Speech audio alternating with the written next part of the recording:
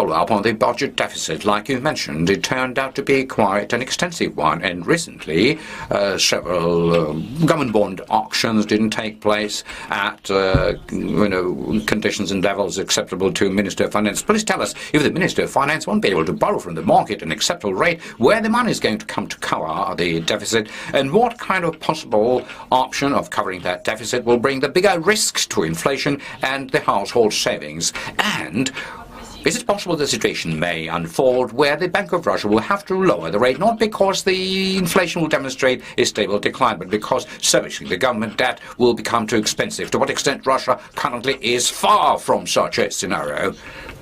Well, thank you very much.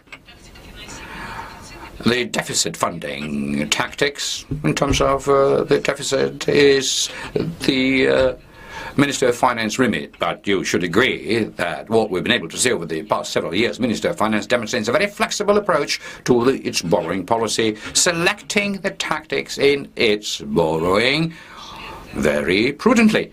Now, the impact of inflation upon, or the budget spending upon inflation, at a first glance, is being defined not by the methods used to fund the budget deficit, but the size of the budget deficit. And certainly, in order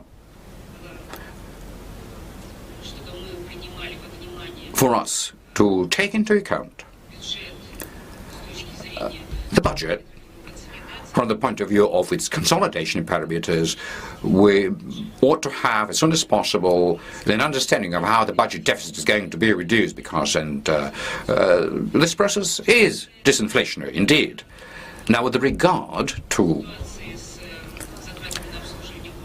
government debt servicing, that it might become too expensive, no, we don't believe that this situation may happen.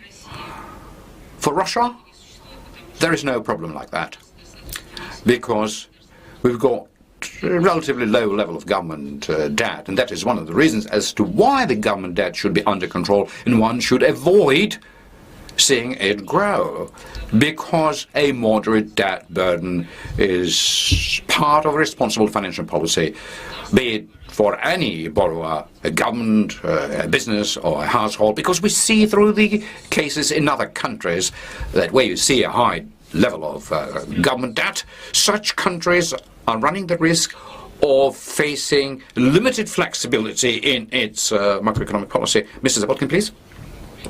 It's just that a lot of time has gone since 1990s, but in the end of 1990s, that was exactly the situation Russia was in, and that has seriously undermined our macroeconomic stability back in 1998.